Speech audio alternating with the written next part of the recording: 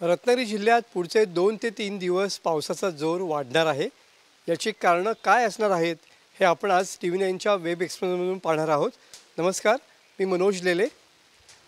कोकणात पुढचे 2 ते 3 दिवस या ठिकाणी पावसाचा जोर वाढणार आहे। बंगालच्या उपसागरात कमी दाबाचा पट्टा निर्माण झालेला आहे आणि त्याचमुळे गेले 2 दिवसांपासून कोकणामध्ये पाऊस हा पडतो आहे। काल रात्रीपासून या ठिकाणी मुसळधार पाऊस कोसळतो आहे। आज सकाळी थोडीफार पावसानं विश्रांती घेतलेली होती, मात्र दुपारनंतर पुन्हा एकदा पावसाची रिपरिप जी आहे ती सुरू झालेली पाहायला मिळते आहे। किनारपट्टी भागात हा पावसाचा जोर अधिक असणार आहे। आज हवामान खात्याकडून या ठिकाणी रत्नागिरी जिल्ह्यासाठी ऑरेंज अलर्ट देण्यात आलेला होता आणि त्यानुसार आज दुपारनंतर या ठिकाणी पावसाची रिपरिप जी आहे ती सुरू झालेली पाहायला मिळते आहे। संध्याकाळनंतर पुन्हा एकदा पावसाचा जोर वाढेल असा अंदाज हवामान खात्याने व्यक्त केलेला आहे।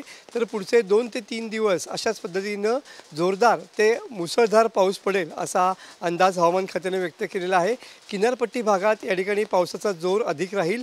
खास करून किनारपट्टी भागामध्ये या ठिकाणी ताशी 30 ते 40 किलोमीटर वेगाने देखील वारे वाहतील, त्यामुळे समुद्रात जाताना मच्छीमारांनी सुद्धा सतर्कता बाळगावी असं आवाहन या ठिकाणी हवामान खात्याकडून व्यक्त करण्यात येत आहे। एकंदरीतच जर बघितलं तर सकाळपासून या ठिकाणी पावसानं विश्रांती घेतलेली होती, मात्र दुपारनंतर पुन्हा एकदा पावसाचा जोर हा कायम असलेला पाहायला मिळतोय। आज पुढचे 2 ते 3 दिवस अशाच पद्धतीनं काही ठिकाणी अतिमुसळधार तर काही ठिकाणी मुसळधार स्वरूपाचा पाऊस पडेल असा अंदाज हवामान खात्याने व्यक्त केलेला पाहायला मिळतोय। कॅमेरामन समित गजनेसह मनोज लेले, TV9 मराठी, रत्नागिरी।